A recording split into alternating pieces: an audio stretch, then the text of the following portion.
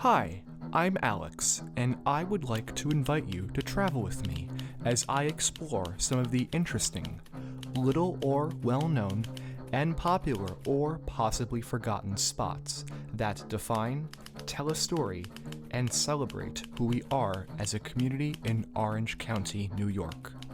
Our second stop will be the Rushmore Estate in Highland Mills, New York.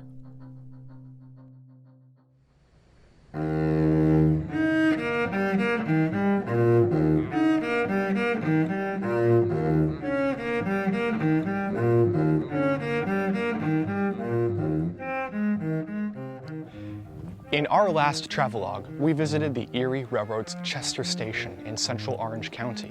Today, we're moving southeast to the town of Woodbury, where we will find what I believe to be one of the most beautiful estates in the Hudson Valley. What makes this mansion interesting is just how easy it can be to overlook. I am in Brigadoon, one of the larger housing developments in Highland Mills, New York. Located off Route 32, just north of the Highland Mills Business District, many of the homes here were built recently, but this one, in the Spanish colonial style, clearly stands out. The story begins with Charles E. Rushmore, a successful New York City lawyer and businessman. Born in 1856, Charles's fame expanded in 1885 when he traveled to the Black Hills of South Dakota. Here, he performed legal work on the titles of properties owned by James Wilson's Eastern Mining Company.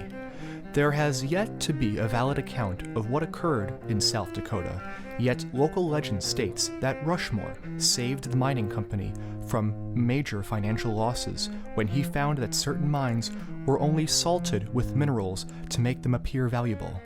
In exchange, a mountain in the region was informally named in his honor, better known today as Mount Rushmore. 40 years after Rushmore's trip, sculptor Gutzon Borglum began his internationally recognized sculpture of 4 U.S. presidents on the granite face of Mount Rushmore. It was at that time that Charles Rushmore donated $5,000 towards the project, equivalent to nearly $80,000 today.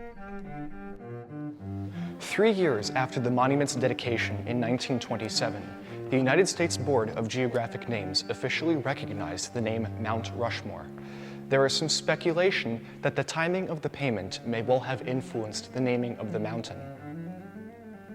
Back in Highland Mills, the Rushmores traveled to this region around 1900 when Charles's wife, Jeanette E. Carpenter, fell ill.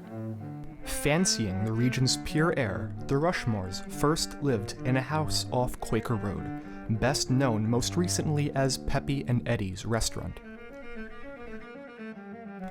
While living here, the Rushmores acquired 1,500 acres of land and, in 1908, constructed a Spanish-styled mansion known as Carmore.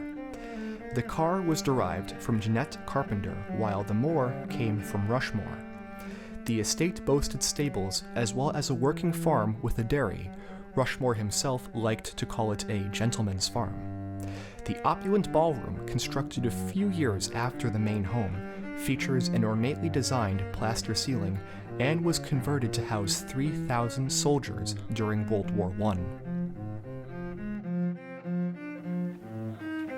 Today, Carmore is best known as the Rushmore Estate and operates as a bed and breakfast, catering to those traveling to the nearby Woodbury Common premium outlets, or those simply looking for a tranquil retreat in the Hudson Valley. The Rushmore Estate offers 4 suites on 53 acres, the perfect place to unwind and relax. I'm Alex, and I encourage you to check out Orange County's hidden treasures like this one, which offers both captivating history and beauty.